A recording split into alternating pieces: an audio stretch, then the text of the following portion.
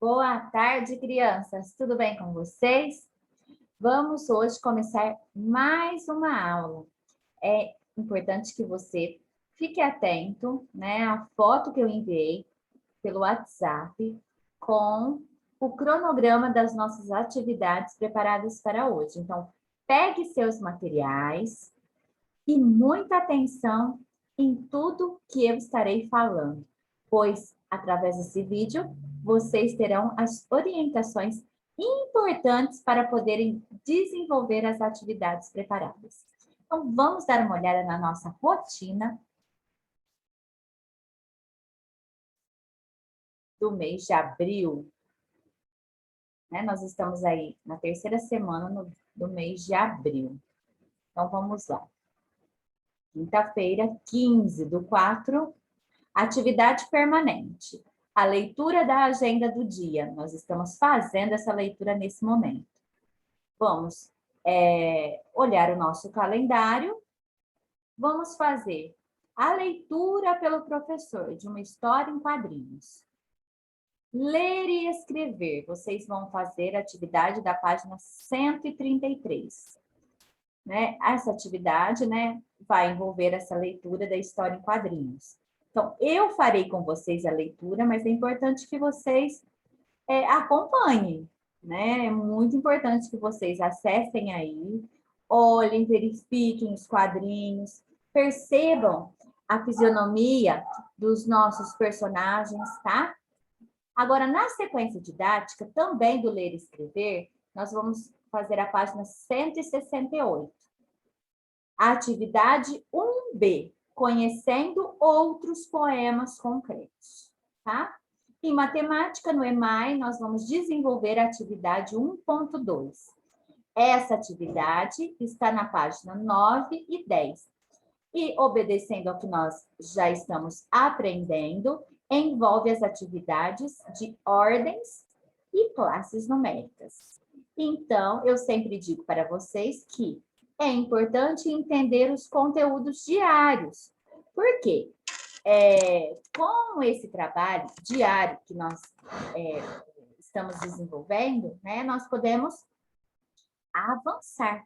Então, é importante não levar dúvidas adiante, né? Mas sim compreender o conteúdo diário para que nós consigamos aí avançar, tá? Então, vamos fazer a leitura da nossa história em quadrinhos, tá? Eu vou mostrar aí para vocês a nossa história em quadrinhos. Turma da Mônica. Meu pratinho saudável. Tem comida. Se tem comida, quem será que acompanha a Mônica? Olha o título. Como montar o prato. Chamei a Magali para almoçar com a gente, disse a Mônica. Que legal, filhas, diz a mamãe da Mônica. E o pai responde, será? Na verdade, ele pergunta, será que temos comida suficiente?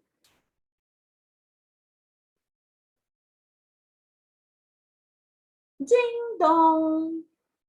Deve ser ela. Oi, amiga! Chegou na hora. Então, as duas se cumprimentam aí. Que cheirinho bom! O almoço está pronto. Olha a carinha da Magali, gente, que só pensa em comida. Vou montar o seu pratinho bem colorido e equilibrado, com legumes, verduras, arroz, feijão, frango, igual ao meu, disse a Mônica. E todos aí estão comendo, se deliciando com o almoço. Será esse o segredo para minha amiguinha ser tão forte? Com certeza, diz a Mônica. Você ouviu, né, Cascão? Comida colorida e equilibrada. para deixar a gente bem forte. Estou anotando. Olha aqui o balãozinho apontando para a Mônica. Olha, está admirada, né? Surpresa. E elas perceberam aí que eles estão anotando.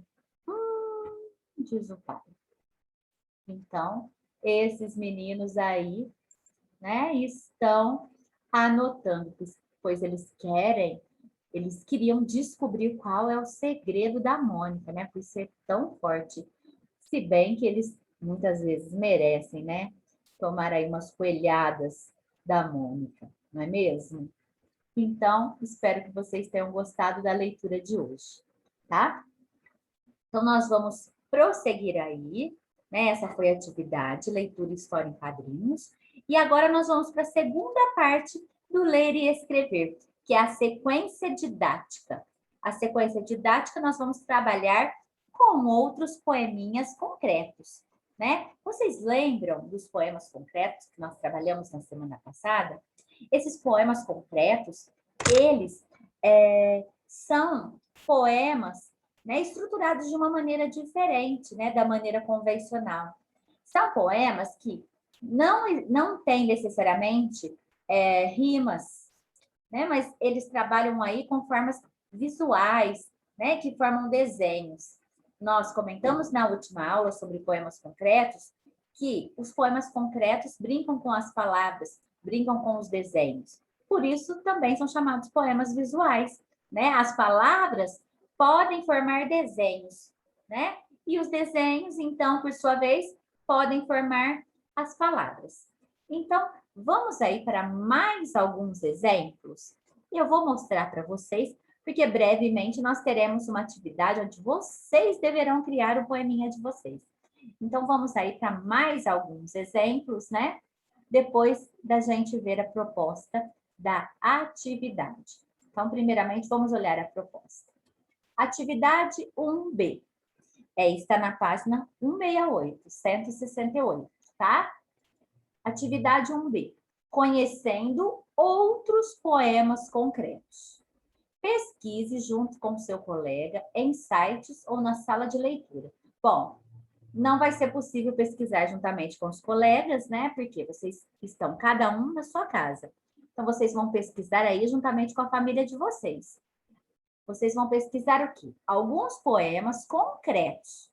Escolham um poema, verifiquem a fonte, ou seja, de onde é que eles foram retirados, né? Porque embora vocês retirem da internet, geralmente é citado, né? De que livro esse poema foi retirado. Então, é importante que vocês anotem. Leiam e observem todas as suas características.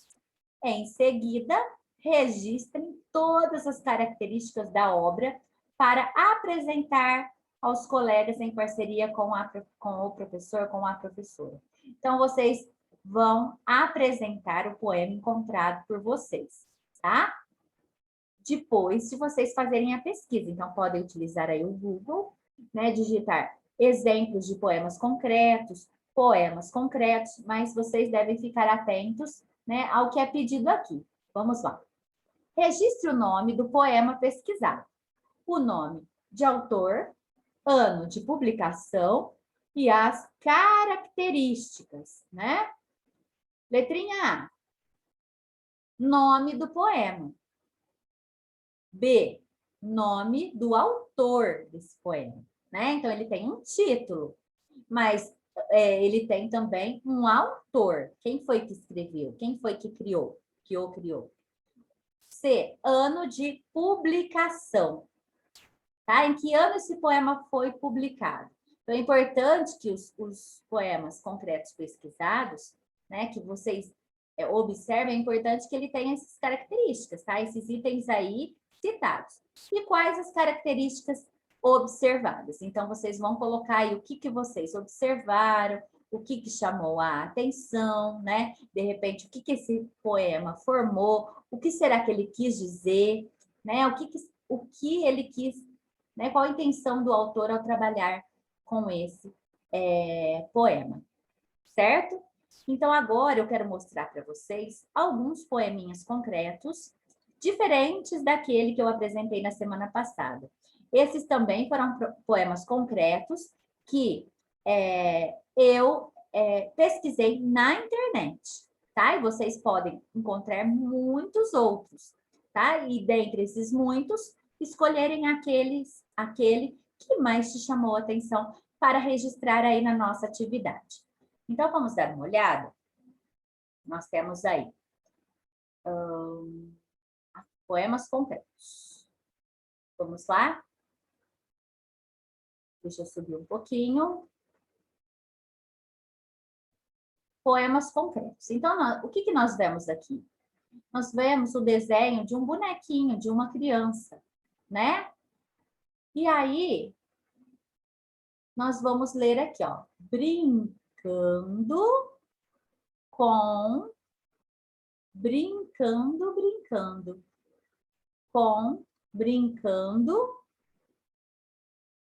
o corpo. Então, ficaria brincando com o corpo.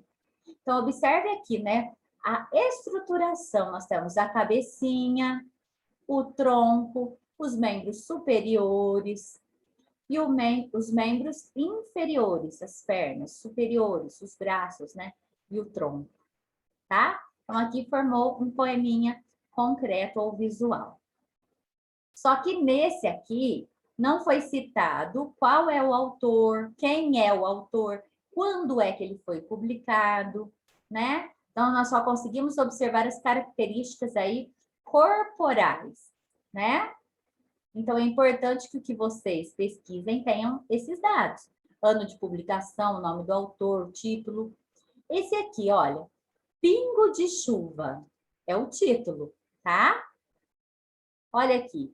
O que está sendo formado aqui? Uma gota de água, né? Então, vamos ler o que está escrito? O primeiro pingo de chuva que caiu sobre o chão seco do meu sertão, te digo, me fez também chover. Então, o que será que o autor desse poema concreto estava querendo passar para o leitor? Olha, o primeiro pingo de chuva que caiu sobre o chão seco do meu sertão, te digo, me fez chover também. Geralmente, o sertão é um local de muita seca, né? As pessoas passam por muitas dificuldades. Por quê? Porque nesses locais, geralmente chove muito pouco. As pessoas, muitas vezes, passam fome, inclusive, né? Por quê? Porque a terra não produz conforme uma terra fértil produz, porque o chão é seco, é árido. Então, daí a dificuldade para produzir alimentos. Então, justamente por enfrentar essas dificuldades, né? As pessoas que moram no sertão ficam extremamente felizes quando cai a chuva, que chegam a se emocionar, que chegam até a chorar. Por isso que ele diz assim, me fez também chover, ou seja, ele derramou lágrimas dos olhos quando a chuva caiu. Quem é o autor? Fábio Bahia. Então, nós já vimos na aula passada, né, algum outro exemplo do Fábio Bahia, que também falou, nos mostrou, né, algum poeminha falando sobre chuva. Né? Lembra aquele do guarda-chuva? Volte a dar uma olhadinha aí no seu caderno, que você colou já a folhinha, tá? Na sequência, olha só de onde ele foi retirado, @poema concreto, tá? Foi retirado de um site. Porém, se você entrar aí nesse site, você vai conseguir maiores informações a respeito, tá? Outro poema concreto. Olha aqui. Quando nós olhamos, o que nós conseguimos ver aqui? Um barco à vela? Né? Olha aqui. O barquinho, aqui a vela. O vento vem e leva a vida por um mar violento. As ondas rebentam no casco ferozmente. Não há rosa dos ventos, não há astrolábios ou astrobeijos. ou estrelas. Não há direção ou sentido. Há somente os ventos e a ventura. Olha só, esse poema foi escrito por Caroline Jesuíno. Qual foi a data? 27 de outubro de 2014. Outro exemplo para vocês. P, P, P. Pen, pend, pendo, pêndulo, pêndulo. Então, a gente consegue observar aqui, né? O movimento, a cada linha do poema, a gente consegue pensar, né, em um movimento de um pêndulo, né, de um pêndulo de relógio. Lembra aqueles relógios que a gente vê que ficam no tic-tac, tic-tac, tic-tac?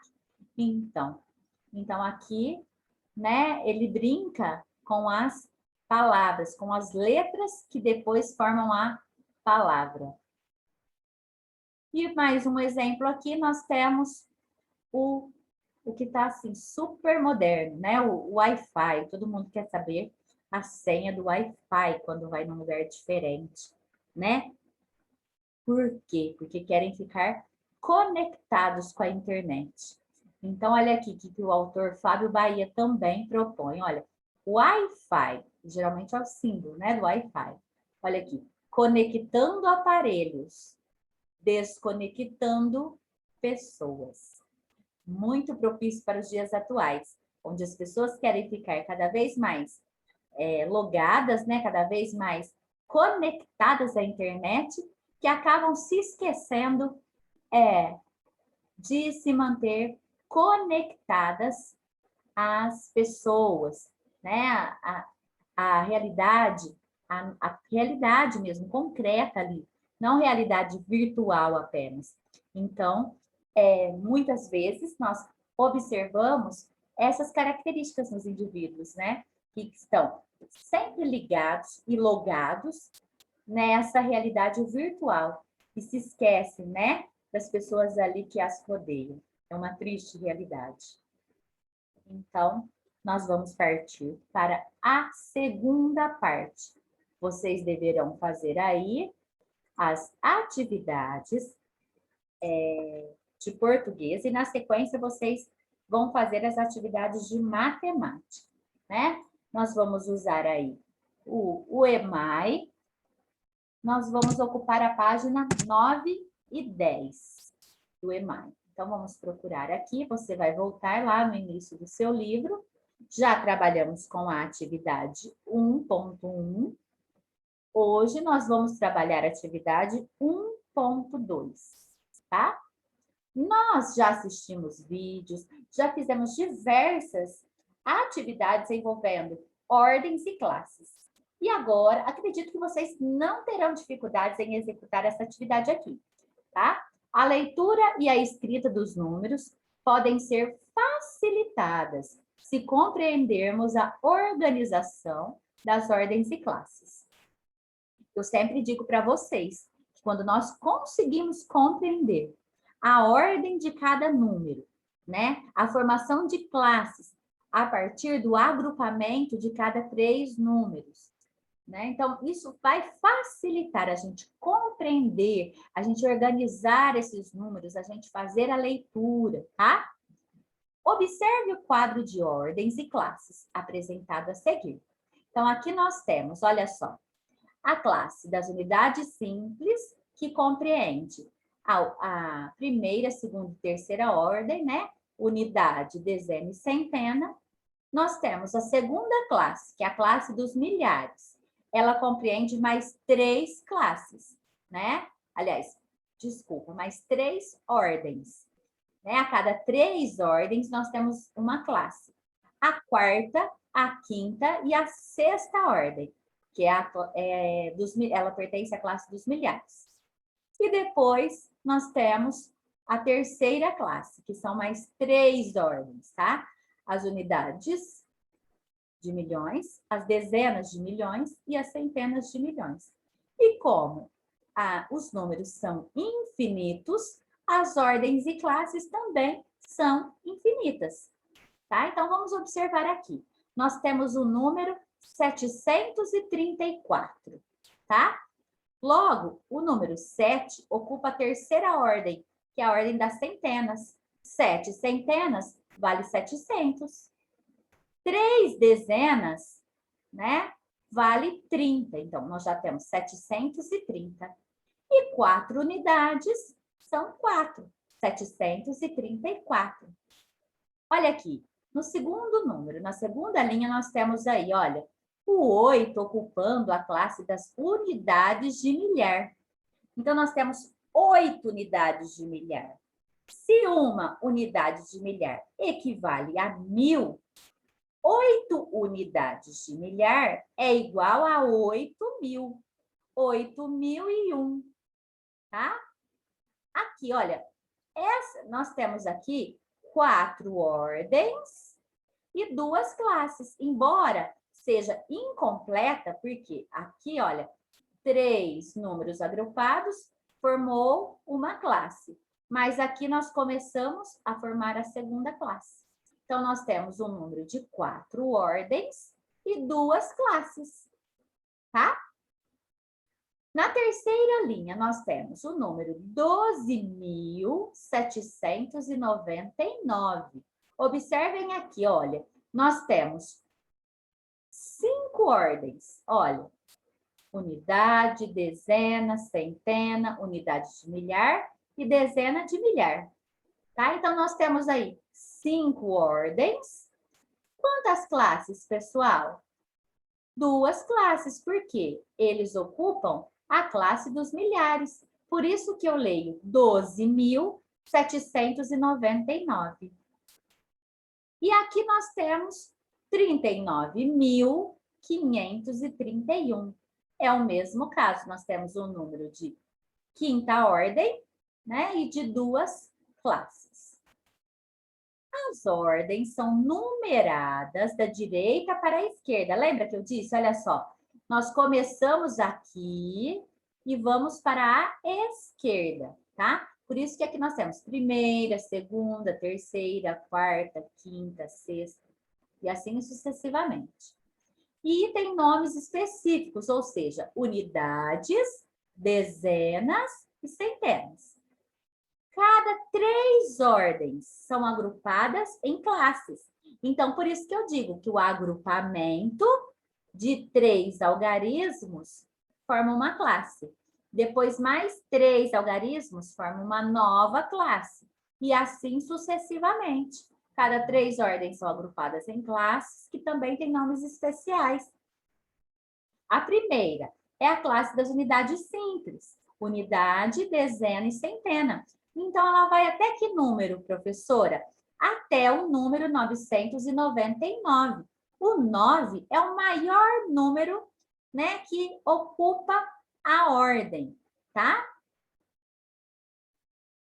Observando... Ah, não. Aqui, ó. Vamos continuar. Que também tem nomes especiais. Classe das unidades simples, dos milhares e dos milhões, tá? Número 1. Aqui consiste a atividade. Observando os números registrados na parte azul do quadro, responda. Como se lê cada um deles? Escreva-os por extenso. Se você observou, enquanto eu mostrava essa atividade para você, eu já fiz a leitura. Agora, cabe a você fazê-la novamente e escrever aqui nas linhas como é que eu leio cada um desses números, tá bom? Olha aqui, nós temos 4, 1, 2, 3, 4, e cada leitura vocês colocam numa linha, tá? 1, 2, 3, 4. Agora, vocês vão observar quantas ordens e quantas classes tem cada um. Então, quando você já verifica aqui, olha, aqui vocês vão ver o número de classes, tá?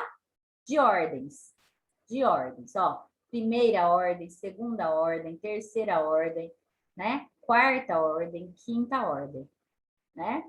E aqui vocês vão observar a classe numérica. A cada 3 forma uma classe, a cada 3 algarismos, uma classe, tá? Na sequência, o que nós faremos? Qual deles é o maior? Então, vocês vão observar qual é o maior desses números e vão escrever aqui.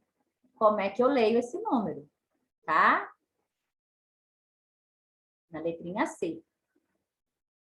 Você pode, não precisa escrever como é que lê, porque você já escreveu, só coloca o número.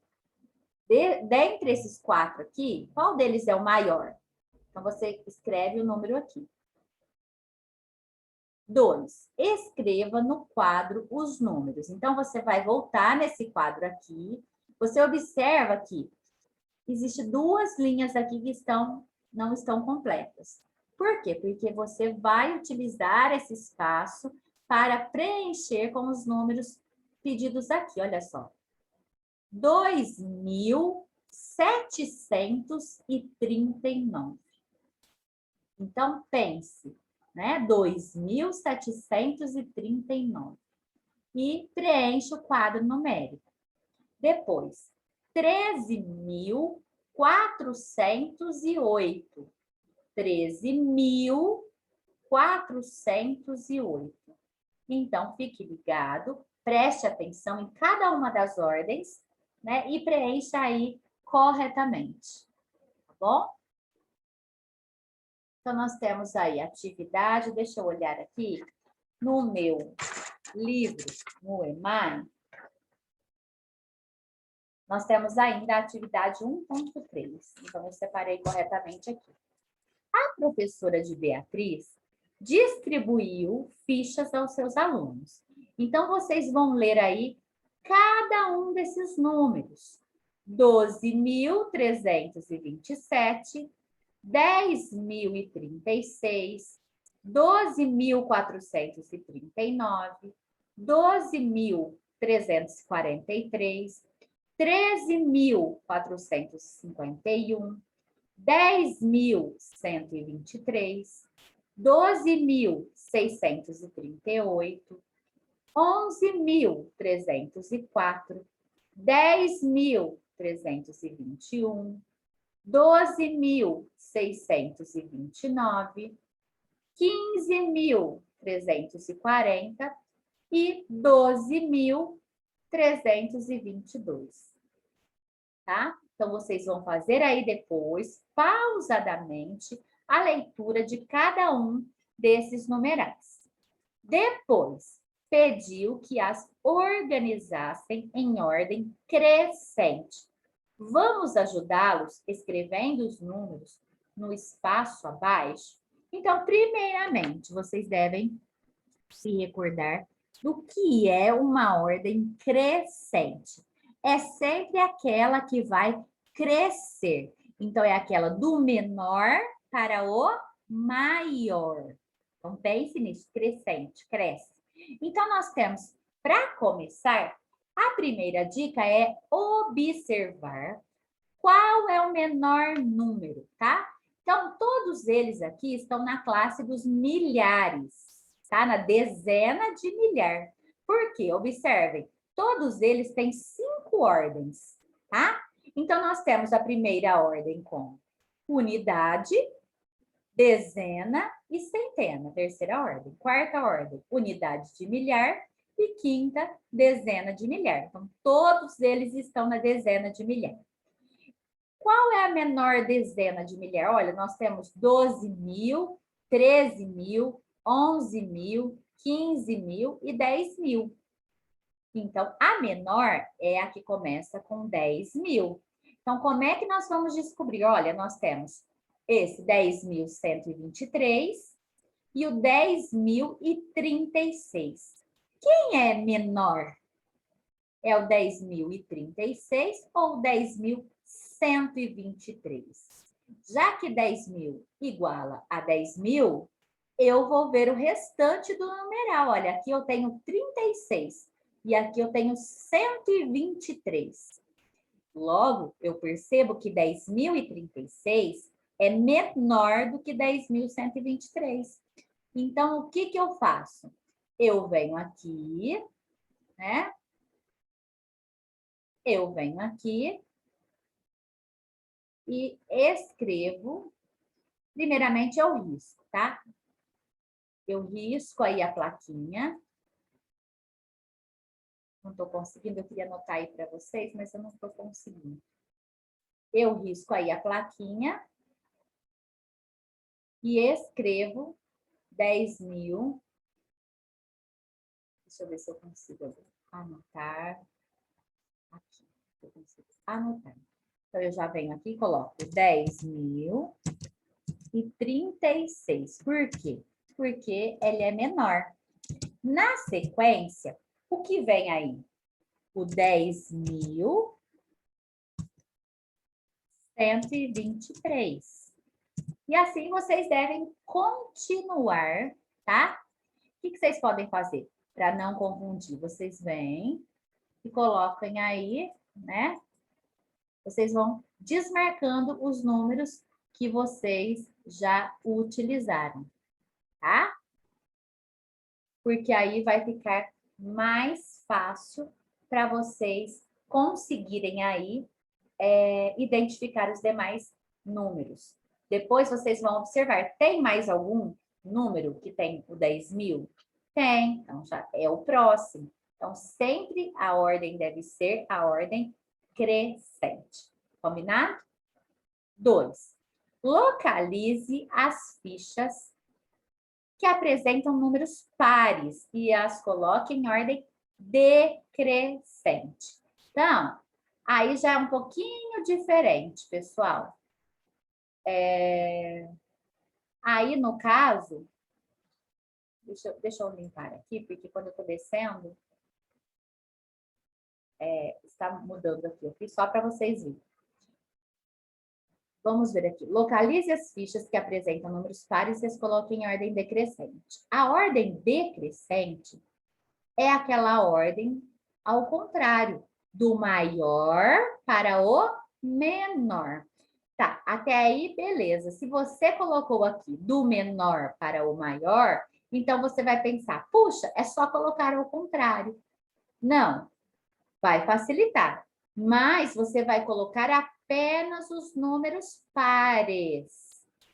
Quais são os números pares? Aqueles que terminam em 0, 2, 4, 6, 8, tá? 0, 2, 4, 6 e 8. Então, vocês vão verificar e colocar em ordem decrescente, do maior para o menor, desde que termine com esses números que eu falei, tá? 3. Qual ficha apresenta o maior número ímpar? Então, vocês vão ver dentre os números que sobraram, né? Se você não colocou aqui, é porque os números são ímpares. Qual deles é o maior dentre os números ímpares? Então, vamos recordar aí. Os números ímpares são aqueles que terminam em 1, 3, 5, 7, 9. Então, você vai observar os numerais que terminam com esses algarismos e vai identificar qual é o maior, tá certo? São essas as atividades preparadas para hoje. Então, espero que vocês façam com muito capricho, com muita dedicação e atenção. Se tiverem dúvidas, me chame no particular que eu respondo para vocês. Tá certo? Por hoje é só. Fiquem todos com Deus. Até a próxima aula.